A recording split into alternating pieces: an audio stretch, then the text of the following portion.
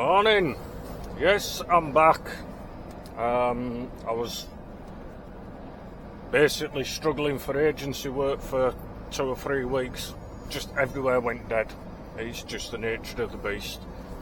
But I'm back. First of all, well done to my mate John for passing your Class 1. Welcome to the big boys, kid. And a shout out to Mr. Truckett Prail, who's had a bit of a health scare, but hopefully he's on the mend. You'll find out more if you watch his channel. Highly recommended.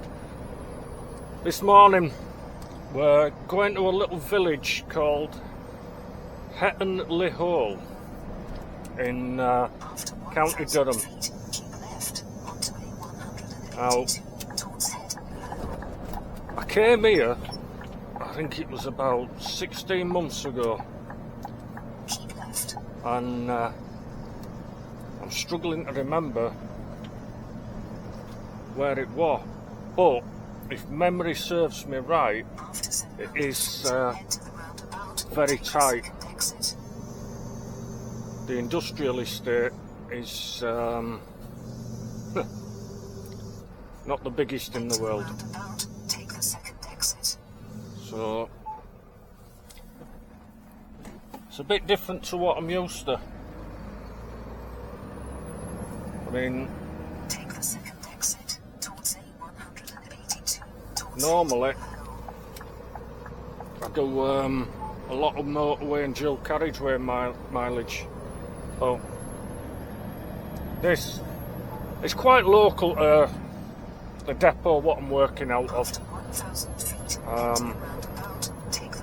It should be there for about 5 to 8, which could be a double-edged sword. If it opens at 8 o'clock, then I could be straight in, or I could be in a queue. So I just don't know. So we'll see how it goes. Yeah, agency has been quiet this past few weeks, but it'll be a fortnight this coming Saturday. I will have had 2 years on my licence, so that's going to open up new opportunities in terms of insurance and things like that. Because there are companies up here, I know it's like where you are, who won't entertain you without 2 years on your licence. So hopefully things are going to start looking better on the job front. I've had in the last few weeks I've applied for quite a few jobs. I've had 3 interviews with very good companies, 2 of which don't actually have a job at the moment, but they've said we just want to have a chat with you, and then we've got people in mind for when a job comes up. One of which to be honest with you, I didn't think I'd even get a look in, but I got asked to go down last week and it all seemed very positive. We'll see how it goes. I'm looking at a job in Cramlington in Northumberland. I've been chatting to the bloke, and he says when he's recruiting, which hopefully is going to be in March, I thought it would be by now, but it's just been very quiet. But he says he'll definitely have us down. Come in, have an interview. That would be absolutely ideal, because it's like literally 10 minutes from home, and say if my car was off the road, I still wouldn't have any problems getting to work. And that's another kicker, you're commuting, because where I live, a lot of the work's down at Team Valley in Gateshead, which ain't too bad. It's 22 mile each way, but obviously if your car goes off the road, for whatever reason, then yeah, you're in trouble. You're not going to make it to work, like, you know. Not without a very hefty taxi bill. So it'd be nice to have something local. I mean, I don't mind the commuting. I mean, my car does on a decent run, like down to Team Valley, I get like 55 to gallon. I'm not too bothered. You know, a lot of people won't do it, but hey, I don't mind. I mean, a lot of the places where I've worked, you're starting like 3, 4, 5 o'clock in the morning, so you've got nothing on the road. The only time Team Valley's a pain is if, say, you was doing 9 till 5, and then you're going to get hammered with traffic on A1, which isn't ideal. I mean, I could do it in under half an hour in the morning, early hours.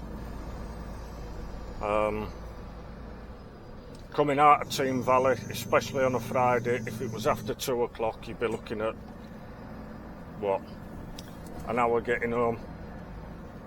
Not what you want. So, as you can see, I am a bit out of my comfort zone here. So, it is what it is. It's something different. You know, every day's a school day. So, I don't mind coming to places like this. You know, if anything, it keeps you on your toes a little bit. You know, and yeah, long distance on motorways and dual carriageways, it's not bad. You know, get your tunes on and just crack on with it. But I wouldn't say I get bored, but if you're doing it at night, then hour after hour of blackness, yeah, it can get a little bit monotonous, but that's life. On the other hand, you do get to see some amazing places, so 6 and 2 3s again. Oh, we're about half a mile away. If I remember rightly, I think there's like a double mini roundabout somewhere up here.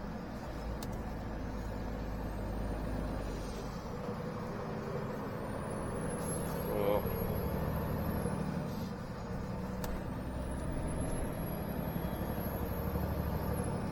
this could be,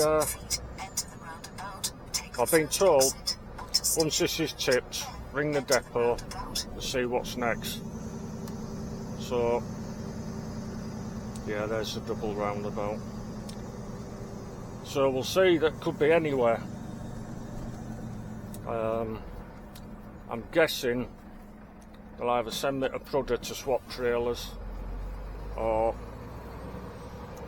I was a bit naughty, I should have let him go, but I've got traffic behind me. Take the first exit.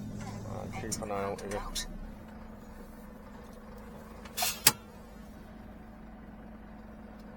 Have I got blockers? Where's he going?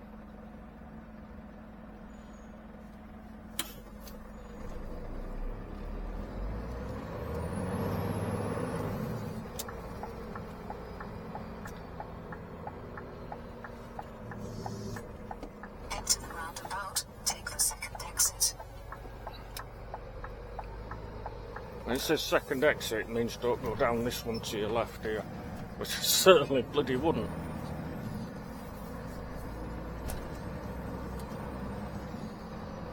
After 900 feet, turn left onto Lyons Industrial You Estate. see, it's not that bad.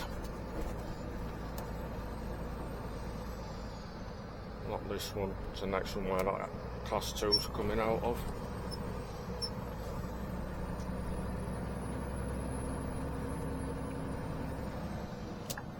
Hatton Lyons Industrial Estate, this is the one. That's Unit 8. Now we can't go just piling straight in because it's a small yard and you can only get, they say, one in at a time. So you drive in and then you've got to do a spinny inside. If you had two in, you wouldn't get round. You arrive at destination on the right after 300 feet. Try to remember which one it is. It's the decor panel that we want. Certainly don't want to be overshooting it.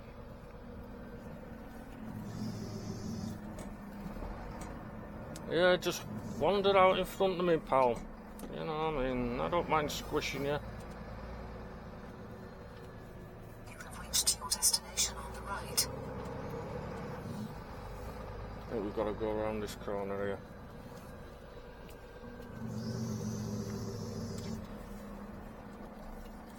Yeah, it's down here. I think it's this one with a wood panel on the side here. Sure it is. You've got to have a good memory in this job, I tell you. So if I remember rightly, pull over on the right, go see somebody, and then they'll tell you whether they can come in or not. There you go, decor panel. Right. In 600 feet at end of the road, turn right onto There's another one of our trucks in front of me. Right, I'm going to turn this off.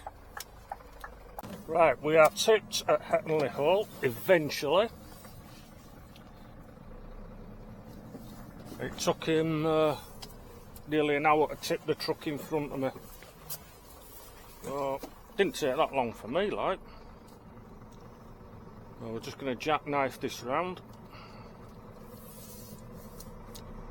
That fella there, under the other truck, waiting in front of me, he said, oh, you can't stop there, mate. He says, you'll have to put it back out on the road. I went, all right. He says, yeah. He says, director's coming in and your trailer will be blocking way for him. I went, oh, fair enough, mate. Anyway, where the trailer was slightly angled, it ended up being a blind side. And this forklift driver here was watching me back, along with another fella. And what a squeeze. Oh, very nice chap he is. Oh, look, and there's another one of ours.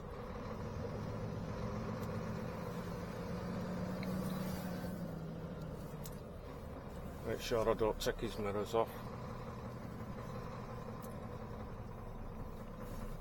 There we go. So, yeah, and this McDowell's here, he's waiting to come in as well.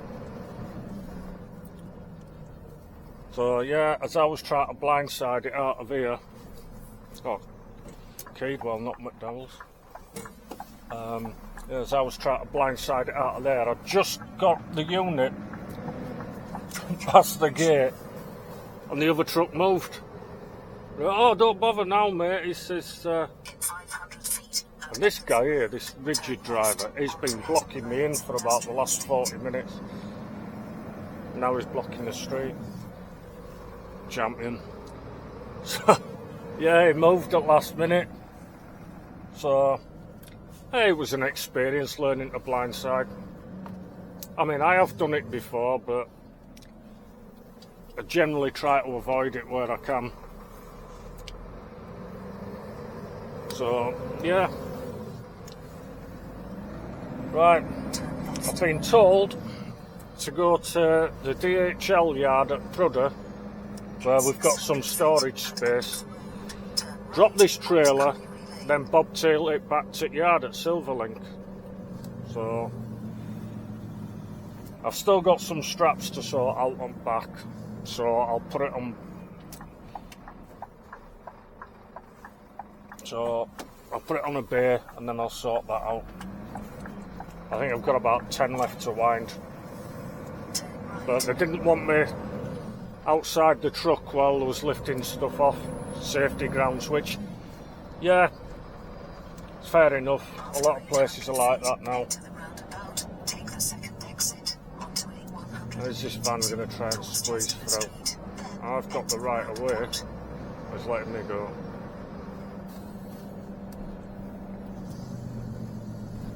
Thank you for your nice cheery wave and nod.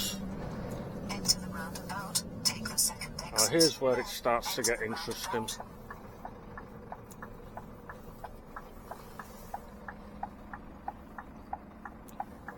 As you can tell, this is going to be tight.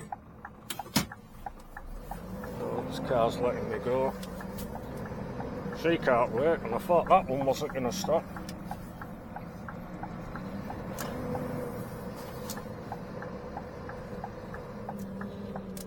Enter the roundabout. Take the first exit. Alright, so basically go back the way we came to the 690, but then we'll probably go westbound and follow it up to A1. I don't care what my sat nav says, that's the way I'll go anyway. Left after half a mile. Yeah, I could get stuck at traffic at Angel at North, but hey, that's life. Right. Pretty soon, we'll be away from the built-up areas and back on dual carriageways and that.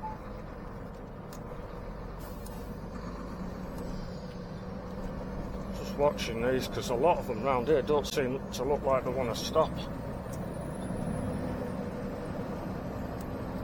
And what a world of difference it is now that I've had that taken off. Because it was all like Turn left. big sheets of wood and all of that. The speed limit is 30 miles per hour. But whereas you'll see a lot of people unstrapping the loads while they're waiting, they told me not to unstrap it because Take the next left towards Morsley. there was no kind of strap X around it and nothing. So if the minute I turn the corner, you run risk of it all just sliding. So he says, no, you can undo your curtains, but don't undo your straps until we start tipping on it. Fair enough, mate. So that makes it a bit longer, but it's what it is. You know, you get used to these things. It's not a bad tip, that place, like, you know. So, I mean, there are far worse places. Believe me, I've probably been to most of them. In the northeast, anyway. So, right, here we are coming up to 690. So, right, I'll crack on and we'll see what's what. Right, well, I'm stuck on the A1. Going back to what I was saying about agencies going quiet. Now, I've been an agency driver for 2 years basically, and when you first start, I mean, in the northeast, it's hard to find a job. I'll make no bones about it.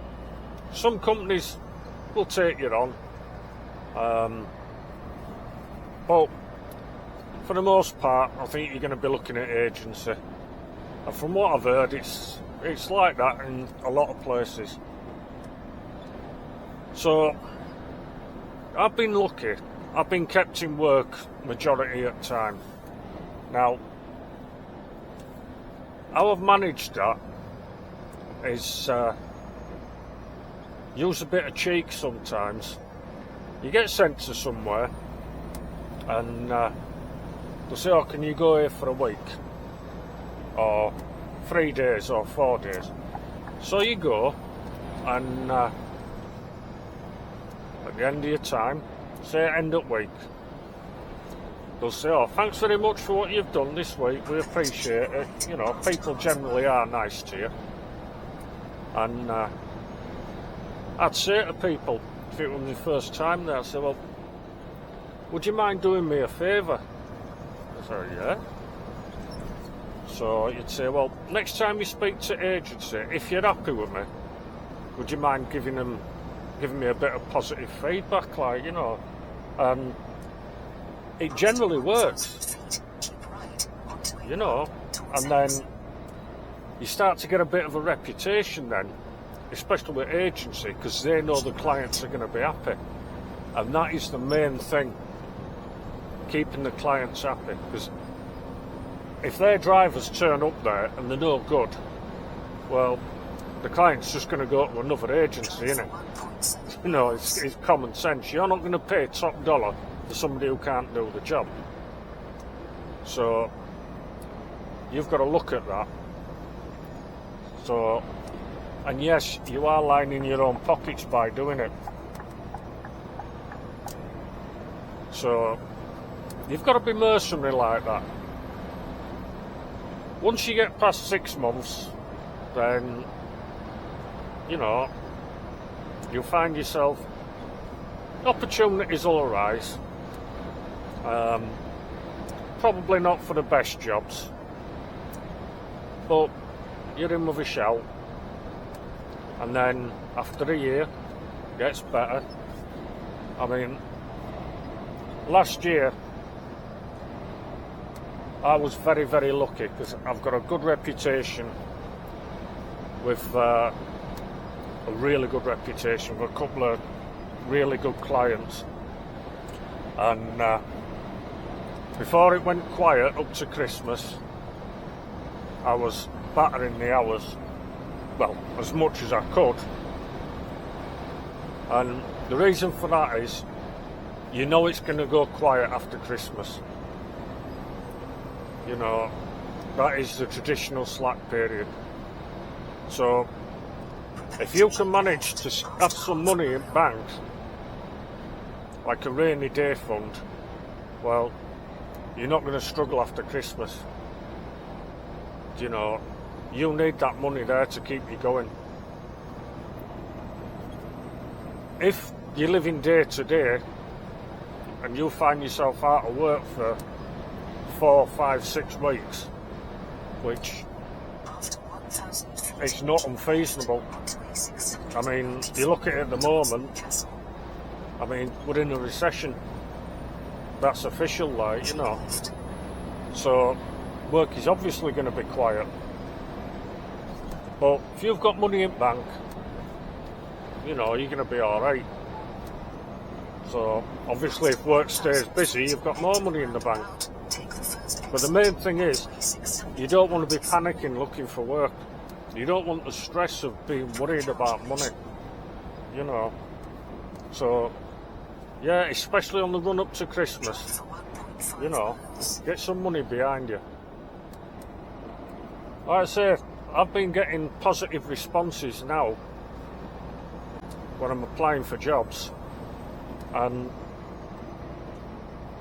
they say to you, how much experience have you got? Oh, well, on March 9th it'll be 2 years. Oh, come and have a chat.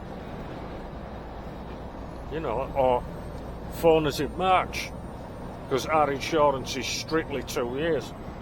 I say, fine, not a problem. You know, but I've had no negative feedback since Christmas. So, yeah, your first 2 years, I think that's the benchmark. So learn as much as you can.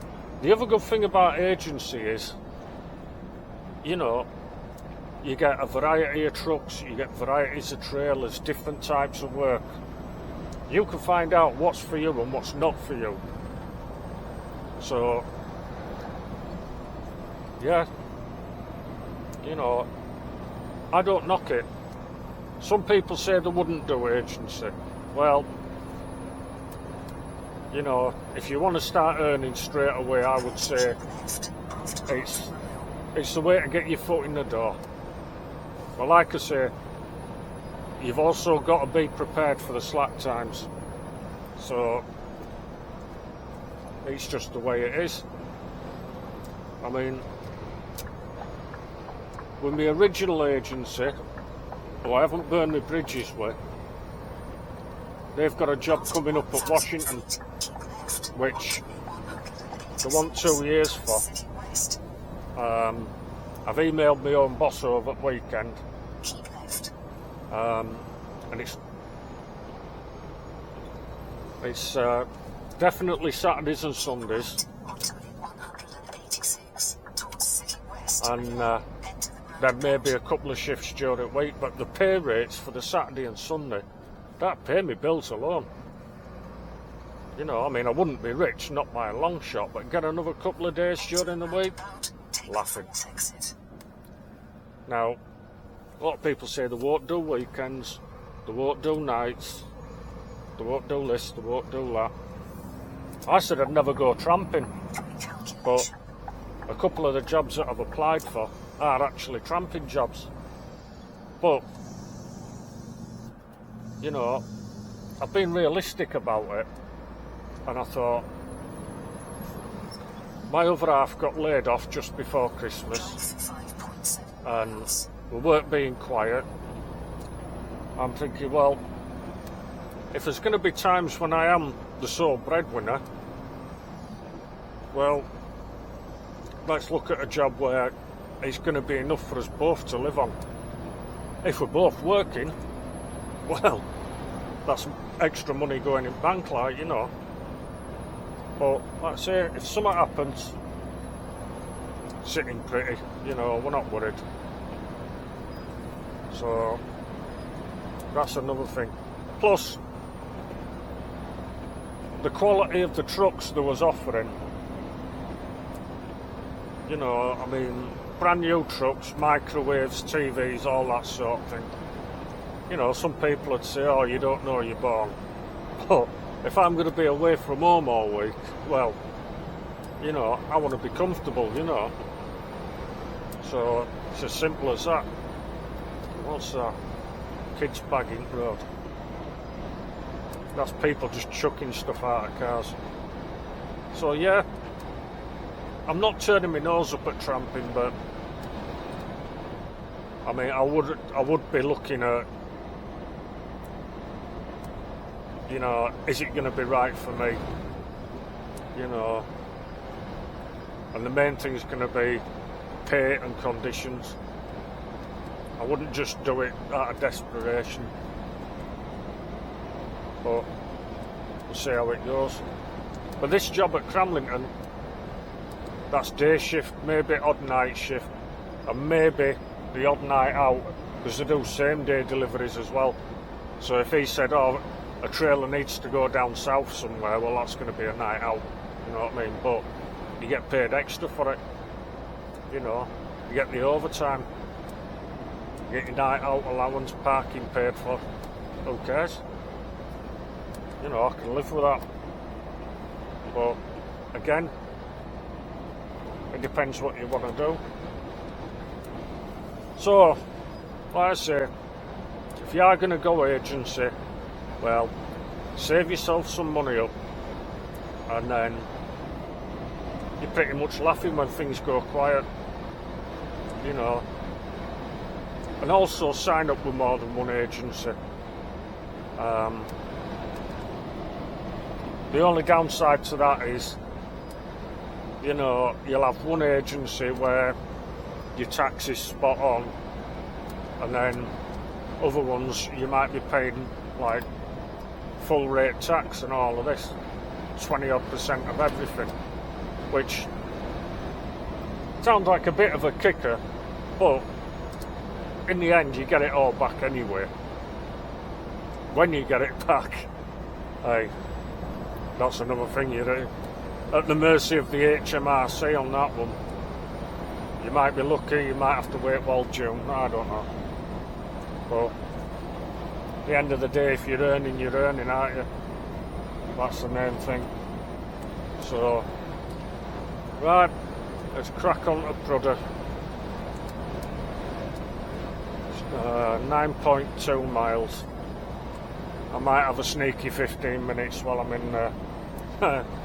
Right, catch you later.